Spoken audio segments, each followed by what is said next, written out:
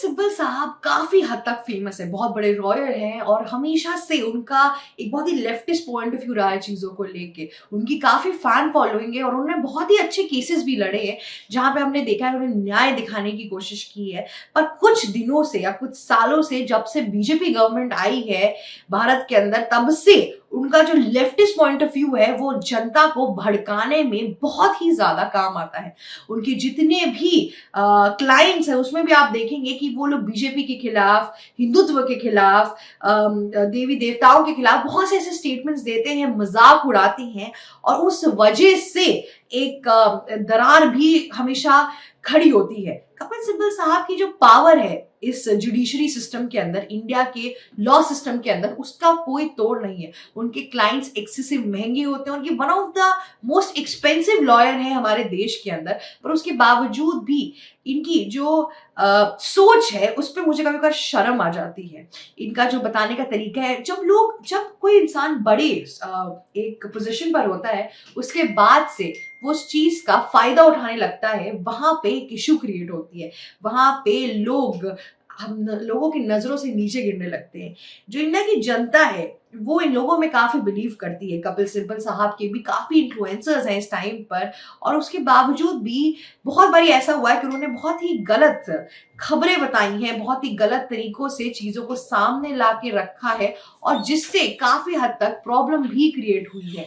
लेकिन इस बार जो कपिल सिब्बल साहब ने किया उसने सबको एक्चुअली में हैरान कर दिया कि यहाँ पे मैटर हिंदू और मुस्लिम का था ही नहीं, पर उसके बावजूद भी जबरदस्ती हिंदू और मुस्लिम की लड़ाई लाने के लिए और कुछ मसाला निकालने के लिए उन्होंने सब कुछ सारी की सारी बात हेरा फेरी कर दी। उनकी इस बात से ये पता चल गया कि किस तरीके से कांग्रेस पार्टी खुद ही हिंदू मुस्लिम का पूरा नाटक करती है, लाती है, ऑर्गेनाइज करती है और बाद में ये सारा दोष बीजेपी पे मर देती है। इससे ज्यादा और कुछ भी नहीं होता है। जी हाँ, कपिल सिब्बल साहब का ये जो रीसेंट स्टेटमेंट आया है और रीसेंट एक्चुअली ट्वीट जो आया है उससे ये पता चल रहा है कि कैसी गंदी साजिशें रचते हैं ये, ताकि देश की जनता आपस में लड़े और इनका अपना नंबर बनता जाए, अपने पैसे बनते जाए, लोग आक्रोश में आकर अलग अलग तरीके के स्टेटमेंट्स निकाल दे, वीडियोस निकाल दे और नेहा सिंह राठौर जैसे इनको और क्लाइंट मिलते रहे। जी हाँ, उसी तरीके से उन्होंने यहाँ पे भी कुछ ऐसा ही किया। बात कुछ ऐसी थी कि एनडीटीवी पर हमने देखा कि रिपोर्टर सुवेंदु अधिकारी, जो कि बीजेपी के लीडर ऑफ ऑपोजिशन है वेस्ट बंगाल में, उनका इंटरव्यू लिया जा रहा था। उनके इंटरव्यू के टाइम पर लोगों ने पूछा कि आपका पूरे बांग्लादेश और इंडिया के मैटर पे क्या पॉइंट ऑफ व्यू है, तो उन्होंने बताया कि कैसे इस टाइम पर उनकी बातचीत चल रही है बांग्लादेश हाई कमीशन के साथ, जो कि इंडिया के अंदर है, और साथ ही साथ कोलकाता में वो लोग प्रोटेस्ट भी कर रहे थे। और वो बताने लगे कि वो किस तरीके से इस आक्रोश में आ गए दीपू चंद्र दास के साथ जो हुआ, कि वे चाहते हैं कि जिस तरीके से इजराइल ने गाजा के अंदर टेररिज्म हटाने की कोशिश की, इंडिया ने ऑपरेशन सिंदूर में पाकिस्तान को जवाब दिया, वैसे ही हमें बांग्लादेश को भी जवाब देना चाहिए था। इसमें उन्होंने कहीं भी अलग सा हिंदू मुस्लिम का एंगल लाया ही नहीं, ना ही इंडियन मुस्लिम्स को टारगेट किया। पर कपिल सिब्बल साहब ने उस बात को आगे बढ़ाया और ट्वीट में उनको मेंशन किया और बोला कि ये लोग, जो सुवेंदु अधिकारी साहब है, ये चाहते हैं कि इंडिया के अंदर मुस्लिमों का नरसंहार कर दिया जाए। जी हाँ, उन्हें डिस्ट्रॉय कर दिया जाए, मार दिया जाए सामूहिक तरीके से, और लोगों को भड़काने की पूरी कोशिश की उन्होंने यहाँ पे। इतना ही नहीं, मैं आपको बता दूं कि किस तरीके से इस स्टेटमेंट ने लोगों को इस टाइम पे इग्नाइट कर दिया। सोशल मीडिया पे तो लोगों ने फैक्ट चेकिंग कर ली, पर वो जनता का क्या जो कपिल सिब्बल की फॉलोइंग में है। अगर आप कपिल सिब्बल को बहुत मानते हैं तो आपको लगता है कि आप कपिल सिब्बल को छोड़ के सुवेंदु अधिकारी को सुनेंगे? नहीं। लेकिन जिस तरीके से इन्होंने फैक्ट्स को मिसलीड किया, इतनी बड़ी पोजीशन पे होके, एक लॉयर का काम होता है कि लोगों को न्याय दिलाया जाए, पर आजकल के जो लेफ्टिस्ट लॉयर है उनका काम बस इतना है कि कैसे लोगों के बीच में आग लगाई जाए, और इस आग की जो लहर है, जो तेज है, वो उसके तहत इंडिया फिर से एक नए कम्युनल वायलेंस में एंटर कर जाए, उसके बाद से कुछ जेल में जाए, कुछ वो, और इन लॉयर्स का अपना पैसा बनता रहे। क्योंकि ऑब्वियस सी बात है, इससे यही सोच सामने आती है। देखिए, कपिल सिब्बल पॉलिटिकली भी काफी स्ट्रांग है, उनकी काफी इन्फ्लुएंस है, काफी चीजें, और उस चीज का वो फायदा उठाने लगे।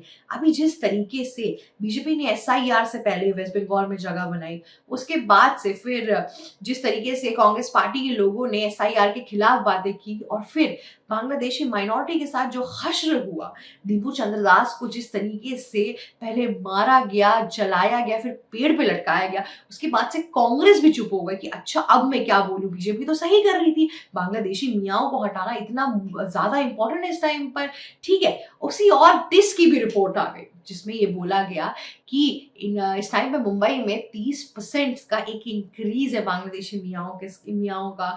तो उस वजह से कितनी ढेर सारी प्रॉब्लम्स इस टाइम पे आ रही है, और अगर ऐसे ही चलता रहा तो 54% तक बांग्लादेशी मियाँ बढ़ जाएंगे सिर्फ और सिर्फ मुंबई के अंदर। तो आप समझ सकते हैं कि एक तरीके की इस्लामिक स्टेट बन जाए, एक इस्लामिक सिटी बन जाएगी मुंबई।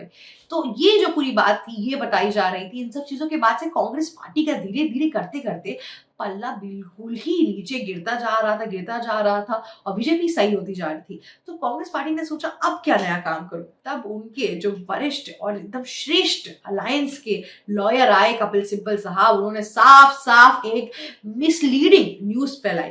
वैसे तो अगर साइबर क्राइम के हिसाब से देखें तो ये कानूनी अपराध है कि न्यूज को मिस इंटरप्रेट करके, इन्फ्लुएंस यूज करके लोगों को भड़काना, क्योंकि ये जो बड़ा स्टेटमेंट है ये छोटा मोटा स्टेटमेंट नहीं है कि यहाँ पे सिंपली उन्होंने बोल दिया और खत्म हो गया। यहाँ पे उनके हिसाब से वो बोल रहे हैं कि कैसे मुस्लिमों को सामूहिक तरीके से मार दिया जाए, ठीक है। इससे आप समझ रहे हैं कि कितने ढेर सारे एक आक्रोशवादी रेडिकल्स है इस टाइम पे, जिहादी हैं, जो इस बात पे भरोसा करके काफी हद तक कम्युनल वायलेंस के साथ भी उतर सकते हैं। ऐसा हमारे देश में पहली बार तो हुआ नहीं है कि हिंदू और मुस्लिम के बीच में विवाद हुआ और यहाँ पे एक झगड़ा हो गया हो, ऐसा बहुत बार हुआ, और इस बार भी सिमिलर चीज होने के पूरे चांसेस थे। और इन चांसेस के अंदर कपिल सिब्बल साहब ने अपना एक नया घी छोड़ दिया। जी हाँ, इतने टाइम से इनको लग रहा था कि अभी तक हिंदू मुस्लिम का विवाद नहीं हुआ, लास्ट विवाद में काफी टाइम हो गया था।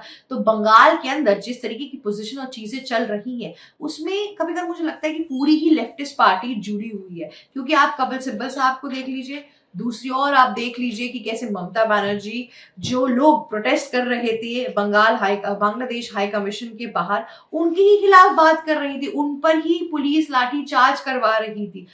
ये सब चीजों से पता चलता है कि किस तरीके से लोग इस टाइम पे एक्ट कर रहे हैं और चीजें आगे बढ़ रही है इस टाइम पर। इतना ही नहीं, हमें ये भी समझ में आ रहा है कि इस समय जो लेफ्टिस्ट पार्टी है, या फिर मैं बोलूं आपके जिस हिसाब से विपक्षी दल है, उनको बंगाल में जो उथल पुथल हो रहा है और जो हिंदुओं के साथ बुरा हुआ है, उससे कोई लेना देना नहीं है। क्योंकि अगर लेना देना होता तो इन सब नाजुक टाइम के बीच में ये ऐसी बातें नहीं करते, भड़काने की कोशिश नहीं करते। अभी हमारी लड़ाई इंडिया और बांग्लादेश की है, ना कि हिंदू और मुस्लिम की है। ये बात कैसे समझाई जाए, पर उसके बावजूद भी टीएमसी के लीडर बीच बीच में बंगाली मुस्लिमों को भड़काने की बहुत कोशिश करते हैं, जबकि ऐसा भड़काने की कोई जरूरत ही नहीं है, लेकिन फिर भी कोई फायदा हो नहीं रहा है। कितने लोग हैं जो दिल से चाहते हैं बंगाल के अंदर कि ये बांग्लादेशी मुस्लिम्स को हटाया जाए। इन्होंने पूरा कब्जा करके रख लिया है, सिर्फ बंगाल के अंदर ही नहीं, थ्रू आउट इंडिया कब्जा करके रखा है इन लोगों ने।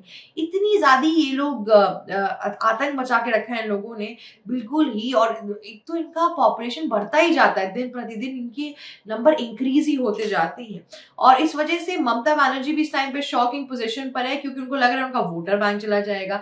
तो ये सब लोग अपने सत्ता को बचाने के चक्कर में जनता को पूरी तरीके से गुमराह करने की कोशिश कर रहे हैं, और कुछ भी नहीं हो रहा है यहाँ पे, बस यही हो रहा है।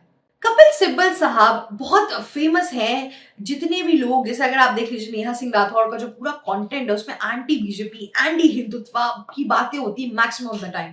कपिल सिब्बल साहब की सबसे बड़ी क्लाइंट है एक तरीके से, वो मान लीजिए one of the biggest client कह लीजिए, और भी बहुत बड़े बड़े, पर वो भी बहुत बड़ी क्लाइंट है। इतने लोगों के केसेस उनके पास आते हैं, वो maximum of the time leftist लोगों को ही चूज करते हैं, जो हिंदुत्व के खिलाफ और जो बीजेपी के खिलाफ बोल रहा है। उनका भी एक एजेंडा सेट है, पॉलिटिकल लीनिंग भी है एक तरीके से, जिस हिसाब से उनका पार्टी इंक्लाइनेशन है वो। पर कभी कभी मैं ये सोचती हूँ कि एक लॉयर को ये सब करना अलाउड है, एक लॉयर को न्यायपूर्वक नहीं बनना चाहिए, और इस वजह से काफी हद तक कंट्रोवर्सीज भी चलती रहती हैं।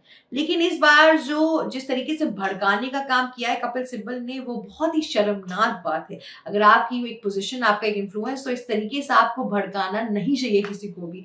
पर जिस तरीके से उन्होंने इस चीज का फायदा उठाया है, उससे काफी निराशा हो रही है। और मैं चाहती हूँ कि ये वीडियो दूर दूर तक पहुंचे, ताकि ये जो फॉल्स और मिसलीडिंग कहानी आगे कपिल सिब्बल साहब चला रहे हैं, उसका पर्दाफाश हो, लोगों को पता चले कि एक्चुअल में शुभेंदु अधिकारी ने कुछ बोला ही नहीं। शुभेंदु अधिकारी तो लगे हुए कि कैसे दीपू चंद्र दास की फैमिली को जस्टिस दिला दिया जा सके, कैसे दीपू चंद्र दास और कि जैसे कितने ढेर सारे माइनॉरिटी जो इस टाइम पर झेल रहे हैं, उनको इस चीज से छुटकारा मिलाया जाए, उनके लिए खड़े हुआ जाए, और कुछ भी नहीं। लेकिन उस चीज को ट्विस्ट करके आगे लेकर आना, वो बहुत गलत था। लेकिन वही है ना, विपक्षी दल का जो ये गलत काम करते करते एक्चुअल में इनकी सच्चाई भी सामने आ जाती है, जो आपके लिए जानना बहुत ज्यादा इंपॉर्टेंट है इस टाइम पर। खैर, आज के लिए बस इतना ही। अगर आपको ये वीडियो यूजफुल और इन्फॉर्मेटिव लगी तो प्लीज हमें लाइक, शेयर, सब्सक्राइब और कमेंट करना मत भूलिएगा। ऑल्सो जाते जाते बेल आइकन भी हिट कर दीजिएगा। Thank you so much for watching us. ABC Hindi news, आज ही जुड़िए हर खबर के साथ।